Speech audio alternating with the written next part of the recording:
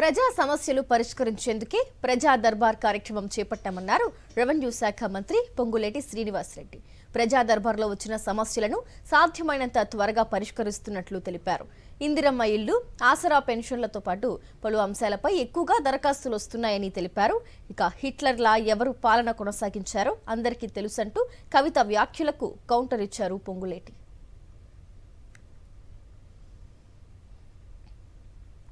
ఎన్ని కొత్త పార్టీలు పుట్టుకొచ్చినా మళ్లీ అధికారంలోకి వచ్చేది కాంగ్రెస్ పార్టీయే అంటున్న మంత్రి పొంగులేటి శ్రీనివాసరెడ్డితో మా ప్రతినిధి మహేందర్ ఫేస్ టు ఫేస్.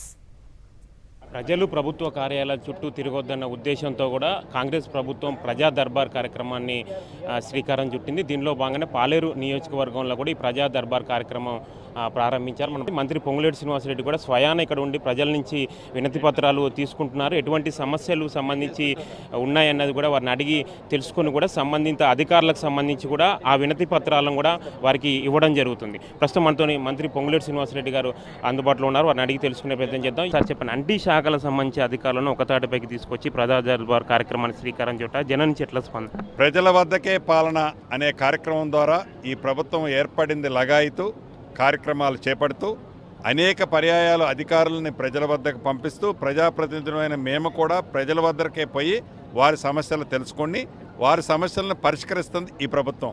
ప్రధానంగా ఇక్కడ వస్తున్న సమస్యల్లో more than 65 to 70% applications Indiramma ఇళ్ల గురించి రిక్వెస్ట్ ఉంది.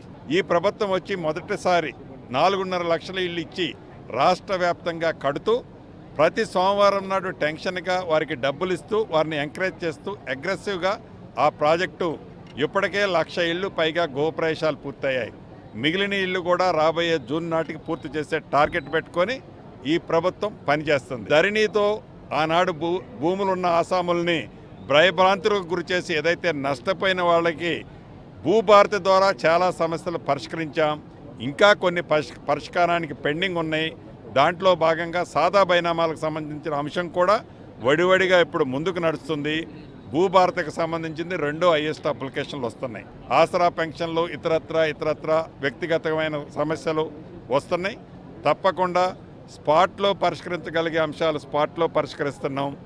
వారం రోజుల్లో పరిష్కరించే అంశాలు వారం రోజుల్లో పరిష్కరిస్తూ దీర్ఘకాలికంగా ఉన్న సమస్యలు 3 నెలల్లో పరిష్కరించే కార్యక్రమాన్ని ప్రణాళిక పెట్టుకొని ముందుకు పోతున్నాం. కవిత కూడా కొత్త పార్టీ పెట్టింది. ఆల్రెడీ సీఎం రేవంత్ రెడ్డి కూడా హిట్లర్ పాలన కూడా సంబోధిస్తుంది. దీన్ని ఎట్లా చూడండి? హిట్లర్ పాలన ఎవరిదో, హిట్లర్లా ఎవరు ప్రవర్తించారో మాట్లాడిన వ్యక్తులు ఆత్మసాక్షిగా వారికి బాగా తెలుసు.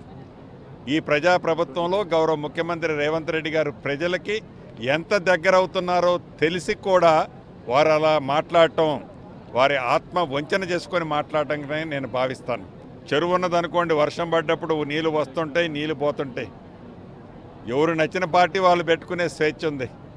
ఏ పార్టీ సస్టైన్ అవుతుంది, ఏది అవుతుంది అనేది తర్వాత తప్పకుండా ప్రజలకు తెలుసు, మీడియా మిత్రులు కూడా గమనిస్తారు. పొంగులేటి శ్రీనివాసరెడ్డి చెప్తున్నారు, ప్రధానంగా ప్రజల సమస్యల సంబంధించి పరిష్కరించడానికే ప్రజా దర్బారు శ్రీకారం చుట్టం జనం నుంచి మంచి స్పందన వస్తుంది. ఎక్కువగా ఇందిరమ్మ ఇళ్ల సంబంధించి కానీ రేషన్ కార్డుల అంశం సంబంధించి కూడా ఎక్కువగా జనాలు వినతి పత్రాలు తీసుకొస్తున్నారు. కేవలం మన వినతి పత్రం తీసుకోవడం కాదు, ఆ సమస్య పరిష్కారం అయ్యేంత వరకు కూడా అధికారులకు సంబంధించి టీం పనిచేస్తుందని కూడా మంత్రి పొంగులేటి శ్రీనివాసరెడ్డి చెప్తున్నారు. కెమెరా పర్సన్ సతీష్తో మహేందర్, సాక్షి టీవీ, ఖమ్మం.